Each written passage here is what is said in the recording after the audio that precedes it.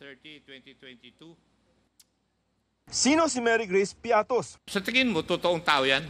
Wala raw lumalabas na birth, marriage, and death certificate na may ganyang pangalan sa record ng Philippine Statistics Authority. Pero nakapirma ang isang Mary Grace Piatos sa acknowledgement receipt na ipinasa sa COA ng Office of the Vice President para ipaliwanag kung paano nila ginastos ang confidential fund ng 2022. Kaya siya hinahanap ng House Committee on Good Government and Public Accountability. Posible raw na lawakan ng PSA ang paghahanap kung makapagbibigay ng dagdag na impormasyon ng komite tulad ng pangalan, lugar at petsa na may kaugnayan sa mga magulang ni Piatos. Parang bogus yung acknowledgement receipt na lumalabas. Siguro magiging next step namin is baka pati yung iba, papa-check na rin namin yung ibang mga names. Ano ang pinapakita nito? Na ang mga opisyal sa Office of the Vice President, led by no other than Sara Duterte, ay nag-imbento ng mga resibo para madepensahan yung hindi tamang paggamit ng confidential funds.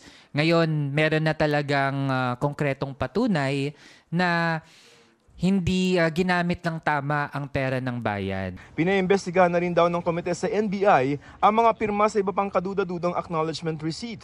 Pero paano kung hindi tunay na pangalan ang ginamit sa mga liquidation ng Confi funds? Tinatanong pa namin ng COA pero aminado ang mga kongresista na hindi ito malinaw.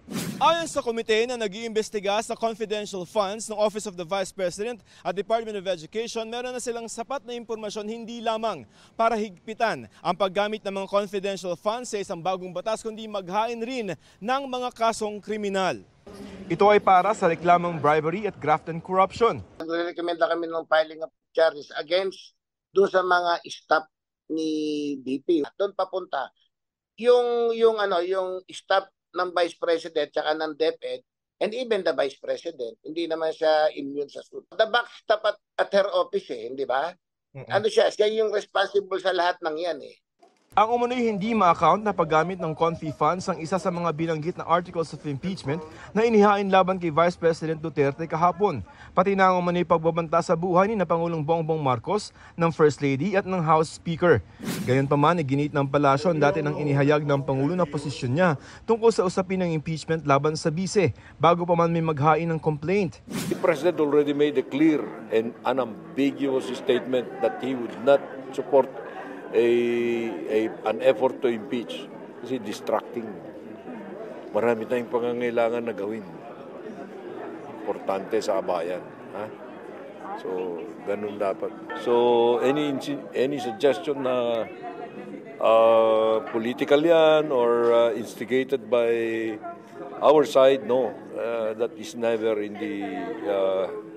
That is never true. Bukod sa inihain kahapon, isa pang impeachment complaint ang i-endorse naman ng Makabayan Bloc. Ihahain daw ito bukas ng 50 kinatawan mula sa iba't ibang organisasyon. Kinukunan pa namin ng pahayagang opisina ni Vice President Sara Duterte.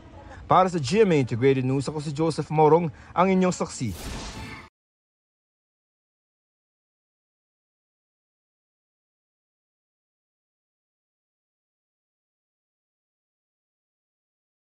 Mga kapuso, maging una sa saksi.